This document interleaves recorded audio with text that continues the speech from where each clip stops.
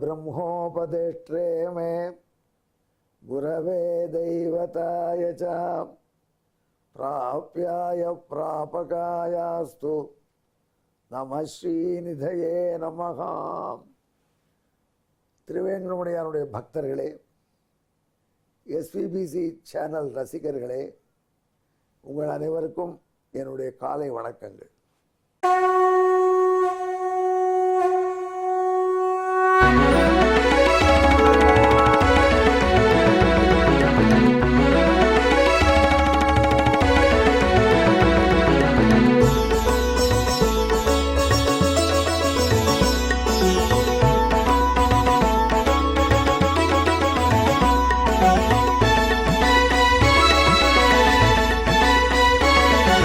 सहस्रनामं सहस्रनामं श्रीवेङ्कटेश सहस्रनामं सहस्रनामं सहस्रनामं श्रीवेङ्कटेश सहस्रनामं.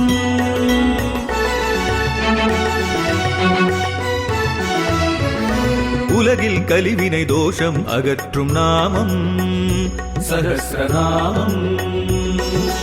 உயர்வுகளை வாழ்வில் அளிக்கும் நாமம் சஹஸ்ரநாமம். திருமலையில் தினம் அர்ச்சனை நடைபெறும் நாமம் சஹஸ்ரநாமம். திருவேங்கடனின் தரிசனம் காட்டும் நாமம் சஹஸ்ரநாமம். சகஸ்ரநாமம் சகஸ்ரநாமம் ஸ்ரீவேங்கடேச சகஸ்ரநாமம் சகஸ்ரநாமம் சகஸ்ரநாமம் ஸ்ரீவேங்கடேச சகஸ்ரநாமம்.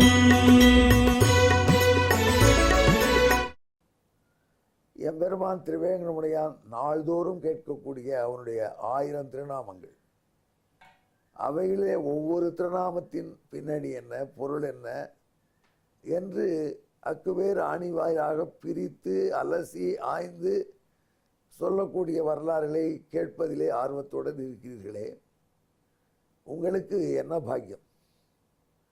இந்த பாக்கியத்தை பாராட்டி விட்டு இப்பொழுது 317வது திருநாமத்துக்கு போவோம்.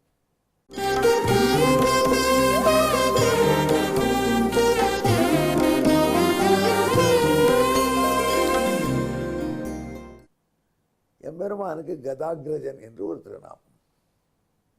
கதாகிரஜன் என்றால் என்ன பொருள்? கதனுடைய அண்ணன். கதன் என்று ஒரு பிள்ளை வசுதேவருக்கும் ரோகிணிக்கும். கண்ணன் பிறந்த பிற்பாடு பிறந்தவன். ஏன் அவனுக்கு கதன் என்று பெயர்?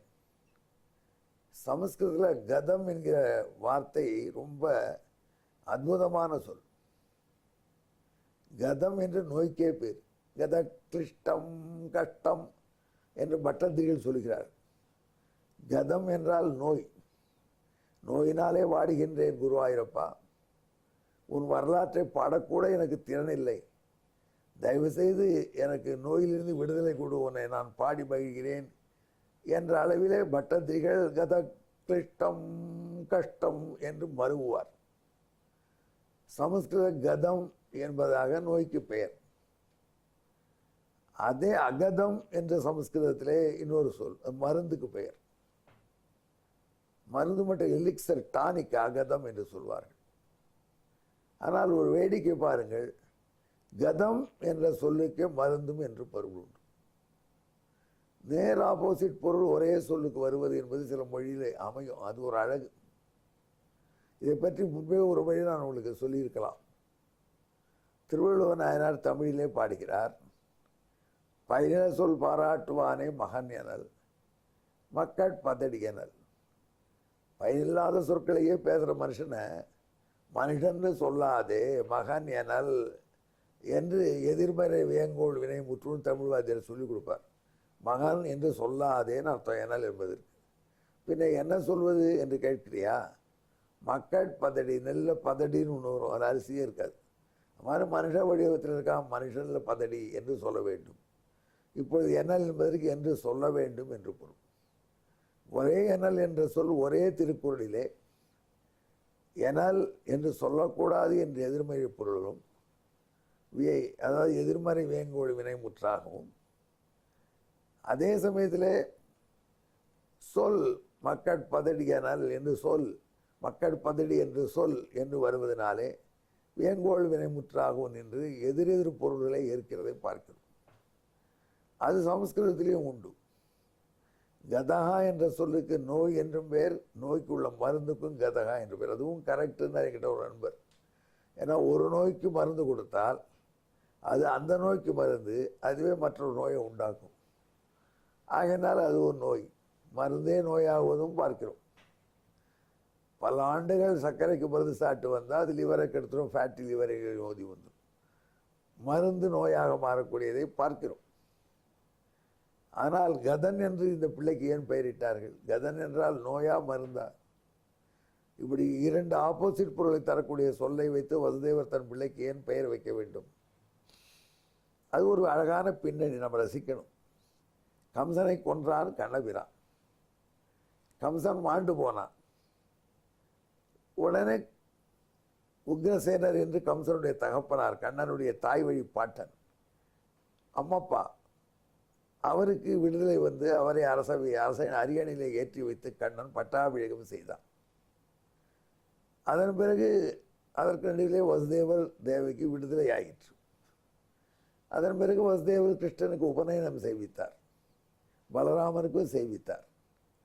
இரண்டு பிள்ளைகளையும் படிப்பதற்காக அந்த காலத்தில் உஜ்ஜயினி என்கிற நகர், அங்கே இருந்த சாந்தீபினி மூட்டை கொண்டு போய் விட்டார்கள். சாந்தீபினியின் குருகுலத்திலே கிருஷ்ணனும் ராமனும் 64 நாள்கள் 64 கலைகளை பயின்றார்கள். அப்பொழுதுதான் குச்சேலர் கூட படித்தார், நட்பு ஜாஸ்தி ஆயிடுச்சு. இப்போது கண்ணபிரான் 64 கலைகளும் கற்று வந்த அந்த காலத்திலே வசுதேவர் மதுரையிலிருந்து கயைக்கு யாத்திரை சென்றார். கயிலை பிண்டதானம் செய்ய வேண்டும் தன் முன்னோர்களுக்கு என்று போனார். கயின் வரலாறையெல்லாம் படித்தார். அதில் அவர் ரொம்ப பிடிச்சு போன விஷயம், கயை என்பது ஒரு அசுரனுடைய உடம்பாலான க்ஷேத்திரம். அந்த கயாசுரன், அந்த கதாசுரன், கயாசுரனை கீழே வீழ்த்தி அவன் மீது காலை எம்பெருமான் வைத்து அவன் யாருக்கும் தொந்தரவு செய்யாதபடி இருந்து அந்த க்ஷேத்திரத்திலே முன்னோர்களுக்கு பிண்டம் போட்டால் முன்னோர்கள் நல்ல கதி போவார்கள் என்ற நிலையை ஏற்படுத்தினான். அந்த கதனை நீ படு, உன் மீது நாங்கள் வேள்வி செய்ய வேண்டும், இதற்கு நலமாக இருக்க வேண்டும் என்று எம்பெருமான் யாச்சகம் கேட்டு வாங்கி பெற்றதாக வரலாறு. அவனை தன் கதையினாலே பகவான் அழித்தினான். கதன் என்கிற அசுரன் அவனுடைய எலும்பினால் பண்ணப்பட்ட ஆயுதம் அது, விஸ்வகர்மா. அதனாலே பண்ணப்பட்ட கதை என்கிற மேஸ்ரீ கீழ சொல்வார்களே, அந்த ஆயுதத்தை எம்பெருமானுக்கு கௌமோதிகி என்று பெயரிட்டு கொடுத்திருந்தான். அதை வைத்துக்கொண்டு கதாதரனாக பெருமான் எழுந்தொழி அந்த கயாசுரனை அடக்கி தேவர்களுக்கு தொந்தரவு தராதபடி செய்து அது புண்ணிய கஷேத்திரமாக்கினான், பிதற்கள் கஷேத்திரமாக்கினான். ஒவ்வொருவரும் பிறந்து 3 காரியங்கள் செய்யணும். அப்பா அம்மா இருக்கும் பொழுது ஒரு வார்த்தைகளை கேட்க வேண்டும். ஜீவதோகோ வாக்கியக்காரனார், உயிருடன் இருந்த தாய் தகப்பனார் சொல்லும் வார்த்தைகளை கேட்டு அனுஷ்டிக்க வேண்டும். பிரத்யப்தம் பூரிதானார், மாண்ட பிற்பாடு ஒவ்வொரு ஆண்டும் ஒரு இறந்த திதியிலே நன்கு ஸ்ராத்தம் செய்ய வேண்டும், மறுநாள் ததி ஆராதனை செய்ய வேண்டும்.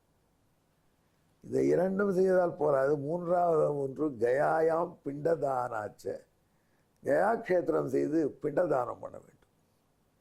எம்பெருமானுடைய விஷ்ணு பாதத்தில், அதே மாதிரி கயாவட்டம் என்று சொல்லக்கூடிய ஆலமரத்தில் இந்த பிண்டதானம் செய்தால் அப்பா அம்மா வாழும்போது ஒரு வார்த்தையை கேட்கணும், மாண்டபின் ஆண்டுதோறும் ஸ்ராத்தத்தை நன்கு செய்ய வேண்டும், அதற்கு கையில் பிண்டதானம் செய்ய வேண்டும்.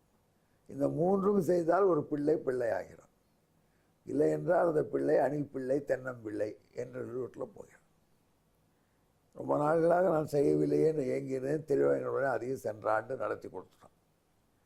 அப்பேற்பட்ட கையில் பிண்டதானம் பண்ணிட்டு வந்த உடனே அங்கே கதாதர பெருமான் எழுந்துருக்காங்க. கையில் அந்த கதாதரன் கதையை வச்சு காலை வச்சு அமுத்தி கதையை வச்சு அமுத்தினால கதாதரன் என்று பெயர் பெற்ற எம்பெருமான் அந்த கதா என்ற அவருடைய ஆயுதத்தை மனதிலே வைத்து கதன் என்ற அசுரனை சம்மரித்து கதை பெற்றான் என்பதை நினைத்து அந்த ஊருக்கு போயிட்டு வந்த ஞாபகமாக மருந்து போல தன் பிள்ளை இருக்க வேண்டும் என்று கதன் என்று பெயர் வைத்தார்.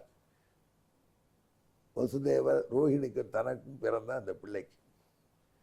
இப்படி இந்த கதன் என்பவன் கிருஷ்ணனுக்கு தம்பியானான், பலராமனுக்கும் தம்பியானான். பலராமனுக்கு தம்பியானாலும் கூட கிருஷ்ணன்கிட்ட ரொம்ப ஒட்டி பழகினான், கொஞ்சம் வயசு குறைச்சல், நெருக்கம். ஆனால் பலராமன் மட்டும் இந்த கதன் வந்த சமயத்திலே கிருஷ்ணன்கிட்ட சொன்னான், நாம் குருவுக்கு குழந்தையை மாண்டு போன குழந்தையை தட்சிணையாக கொடுத்தேன் கிருஷ்ணா, அப்பொழுது கிடைத்த சங்கத்தை நீ வச்சுருட்ட, அதுக்கு பதிலாக நீ அந்த கதை உனக்கு கொடுத்தானே விஸ்வகர்மா கௌமோதிக, அதை எங்கிட்ட கொடுத்த அவதாரத்தில் என்று கதையை வாங்கி கொண்டான். ஆகலாம் கதா யுத்தத்தில் வல்லவனாக இருந்தான் பலபத்ரன் பலராமன். அவன்கிட்ட தான் பீமசேனனும் துரியோதனும் கதை பயின்றார். அப்படி அந்த கதாயுதம் போல எனக்கு இந்த பிள்ளை என்று தன் தம்பியை கட்டி அனுப்பாராம் பலராமன். அதாண்டா உன்னை அண்ணாக்கிட்டே கொடுத்துட்டேன்டா, உன்னை மட்டும் வச்சுட்டு ஒரு பேருள்ள ஆயுதத்தை என்று கிருஷ்ணனும் கட்டி வைப்பாரான். அதனால கண்ணபிரானுக்கு கதாகிரஜன் என்று பெயர். இதையெல்லாம் மனதில் நினைத்து 317வது திருநாமத்தை நாரத பகவான் கதாகிரஜன் என்று இருக்கிறார். இதற்கான ஸ்லோகம்.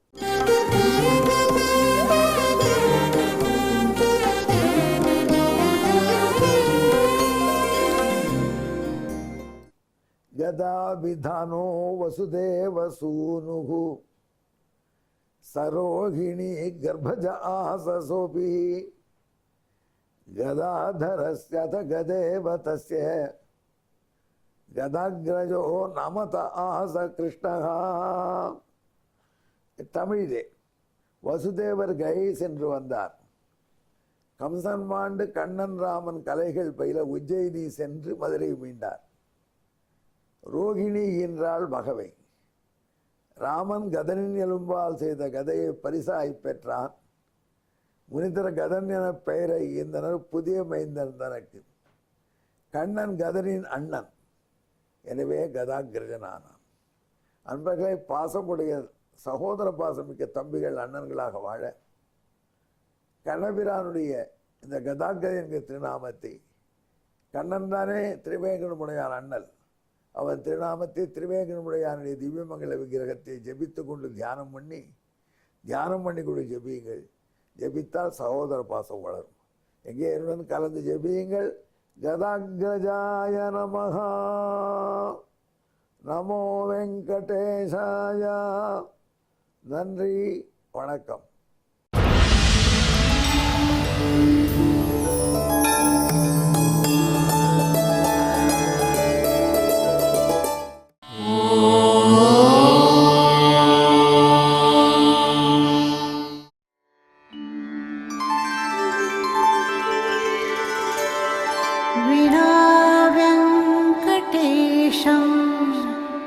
ननाथो ननाथः सदा वेङ्कटेशं स्मरामि स्मरामि.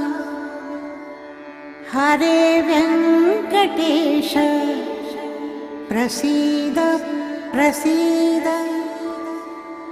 प्रियं वेङ्कटेश प्रयच्छ